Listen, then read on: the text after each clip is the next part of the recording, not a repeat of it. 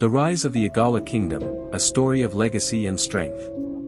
Long ago, when rivers whispered secrets to the wind and the forests of central Nigeria stood tall and unbroken, a great journey began. From the lands of the Jukuan in what is now Taraba State, a noble warrior named Ayegba Oma Idoko set his sights westward. Guided by visions, ancient wisdom, and the hope of a new beginning, Ayegba led his people across hills, rivers, and valleys until they arrived at the confluence of the Niger and Benue rivers, a land fertile and rich, teeming with promise.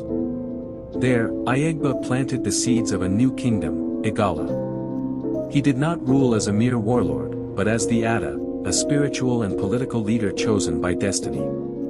Under Ayegba's rule, the Igala Kingdom flourished. The people organized themselves into clans, each with sacred duties. Some tilled the soil and grew yams and millet, others fished the great rivers or hunted the forests, and many crafted fine tools, cloth, and ornaments admired in distant markets. The Ada's palace became the heart of the kingdom, a symbol of strength and unity. It was said that the walls of the palace were carved with stories, of the gods, of ancestors, and of the people's journey. His throne, passed down through generations, was not just a seat of power but a symbol of the people's will and spirit. The Igala people were deeply spiritual. Their festivals echoed with the pounding of drums and the shimmer of colorful masquerades, the Egwu Ada and Egwu Aim spirits dancing through the night, blurring the line between the living and the dead. The Ocho festival, held to honor the land and ancestors, brought communities together in celebration and renewal. But the Igala Kingdom was not without trials.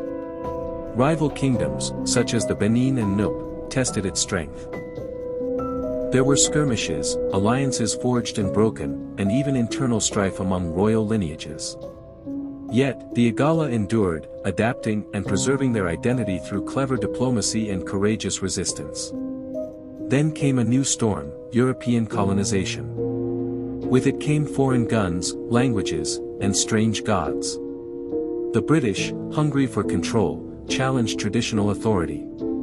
The power of the Ada was diminished, and borders were redrawn with ink that ignored blood and heritage. Still, the Igala spirit refused to die. Through colonial rule, independence, and modern Nigeria's rise, the Igala people carried their culture forward like a sacred flame. Their language, songs, folktales, and customs were passed from elders to children in moonlit courtyards. Today, the Ada Igala remains a revered cultural figure, a bridge between the past and the present. Modern Igala communities contribute to Nigeria's wealth in education, politics, arts, and commerce.